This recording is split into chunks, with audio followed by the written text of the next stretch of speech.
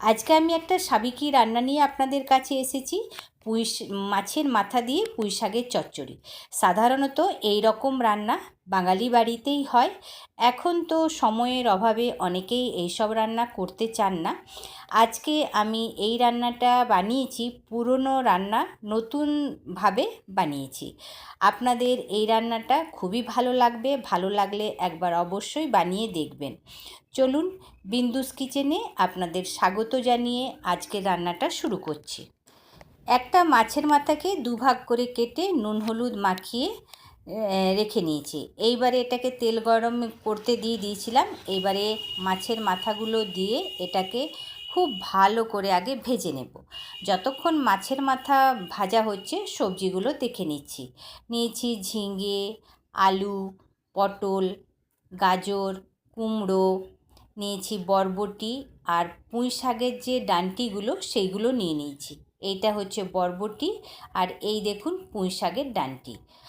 আর এই সমস্ত সবজিগুলো ভালো করে আমি ধুয়ে বেছে কেটে নিয়েছি। পুঁই শাকটাকেও খুব ভালো করে ধুয়ে রেখে নিয়েছি। এইবারে আমি ফোড়নটা দেখে নিচ্ছি। ফোড়নে নিয়েছি তেজপাতা, 5 ফোড়ন, হিং আর শুকনো লঙ্কা। আর সাথে কি মশলা দেব দেখুন। 2টো কাঁচা লঙ্কা, একটুখানি আদা, কয়েক কোয়া রসুন, এগুলোকে আমি থেতো করে নেব। কথা বলতে বলতে মাছের মাথাটা খুব ভালো করে ভাজা হয়ে গেছে। এপিট ওপিট করে আমি ভেজে নিয়েছি। বেশ লাল করে ভাজতে হবে। এবার আমি তেল ঝরিয়ে মাথাগুলোকে তুলে নিচ্ছি। মাছের মাথাগুলো তুলে নিয়ে ওই তেলের মধ্যে ফোড়নগুলো দিয়ে দিলাম। ফোড়নটাকে একটু নাড়াচাড়া করে নেব। বেশ সুন্দর একটা ফোড়নের ভাজা গন্ধ বেরোলে ওর মধ্যে আগে দিয়ে দিচ্ছি আলুগুলো, সাথেই দিয়ে দিচ্ছি আমি গাজর, আর সাথেই দিয়ে দেবো পটল। এইগুলোকে আগে একটু ভালো করে ভেজে নিতে হবে। এই রান্নাটা আমিষ না করে কিন্তু নিরামিষও হয়, তাতেও কিন্তু খেতে খুবই টেস্ট হয়। দেখুন, সবজিগুলো ভাজা হয়ে গেল। এরপর এর মধ্যে এখন আমি দিয়ে দিচ্ছি বাকি সবজিগুলো দিয়ে এটাকে ভালো করে আবারও কিছুক্ষণ ভাজবো। এই রান্নায় কিন্তু কোনো বিশেষ মশলা লাগে না, তবে হ্যাঁ, কাটাকাটির একটু ঝামেলা রয়েছে। শাক কাটতে তো একটু ঝামেলা হয়ই। দেখুন, কথা বলতে বলতে খুব ভালো করে সবজিগুলো ভাজা হয়ে গেছে। এইবারে এর মধ্যে এখন দিয়ে দিচ্ছি আমি স্বাদ মতো নুন আর পরিমাণ মতো হলুদ। নুন হলুদ দিয়েও এটাকে আবারও কিছুক্ষণ ভেজে নেব। আর শাক পাত কিন্তু বাছা, কাটা, ধোয়া বেশ ভালোই ঝামেলা। এইবারে দিয়ে দিলাম থেতো করে রাখা মশলাগুলো আবার বেশ কিছুক্ষণ এই সবজির সাথে কষিয়ে নেব। এতে সবজিগুলো খুব ভালোভাবে ভাজাও হবে, আর রসুন আদার একটা কাঁচা গন্ধ সেটাও কিন্তু চলে যাবে। খুব ভালো করে মশলার সাথে সবজিগুলো ভেজে নিলাম। এবারে দিচ্ছি আমি কিছু শুকনো মশলা। তো দিয়ে দিলাম 1/2 চামচ ধনে গুঁড়ো, 1/2 চামচ জিরে গুঁড়ো, আর 1/2 চামচেরও কম একটু শুকনো লঙ্কার গুঁড়ো। কেননা আমি কাঁচা লঙ্কা তো থেতো করে দিয়েছি, ঝালটা হবেই। খুব ভালো করে সবজিগুলো ভাজার পরে দিয়ে দিচ্ছি আমি শাকগুলো। এই রান্নাতে কিন্তু শাকের পরিমাণটা একটু বেশি রাখতে হবে। খুব ভালো করে শাকটা দেওয়ার পর নাড়াচাড়া করে নেব।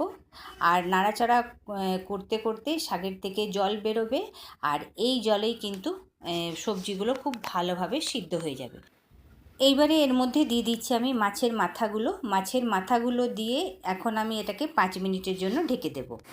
5 মিনিট হয়ে গেছে। এবারে ঢাকা খুলে দিয়েছি, আর একবার নাড়াচাড়া করে নিয়ে মাছের মাথাগুলো ভেঙে নেব, যাতে সবজির সাথে খুব ভালোভাবে মিশে যায়।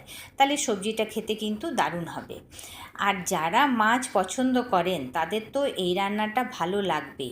এই রান্নায় খাটালি তো রয়েছে, কিন্তু রান্নাটা যখন রেডি হয়ে যাবে না, তখন মনে হবে যে খাটুনিটা আমার সার্থক হয়েছে। তো খুব ভালো করে সবজিটাকে নাড়ানাড়ি করে নেব। সবজিগুলো ভেঙে দেখে নেব সিদ্ধ হয়েছে কি না। সিদ্ধ তো হয়েছে। এইবারে এর মধ্যে একটু দিয়ে দিচ্ছি 1/2 চামচেরও কম একটু চিনি। একটু রান্নাটা মিষ্টি মিষ্টি হবে, খেতে কিন্তু খুবই ভালো হবে। আর যতক্ষণ না খুব ভালোভাবে শুকিয়ে যাচ্ছে ততক্ষণ এটাকে আমি ভাজতে থাকবো। দেখুন, খুব ভালোভাবেই শুকিয়ে এসছে, ভাজা ভাজাও হয়ে গেছে, সবজির কালারটাও আলাদা রকম হয়েছে। এইবারে এর মধ্যে একটু দিচ্ছি আমি ভাজা মশলা, এটাই কিন্তু নতুনভাবে বানিয়েছি। একটু ভাজা মশলা দিলে সবজির স্বাদটা কিন্তু দুর্দান্ত হবে। ভাজা মশলার মধ্যে রয়েছে ধনে, জিরে, মৌরি, শুকনো লঙ্কা, এইগুলোই রয়েছে। তো খুব ভালো করে নাড়াচাড়া করে সবজিটা শুকিয়ে নেব। দেখুন, এর মধ্যে আরেকটা জিনিস আমি দিতে পারিনি, বেগুন। এর মধ্যে বেগুন দেবেন, তাহলে কিন্তু আরও খেতে ভালো হবে। রান্নাটা আমার রেডি হয়ে গেছে, একটা বলে নামিয়ে নিলাম। দেখতে দুর্দান্ত, স্বাদেও দুর্দান্ত।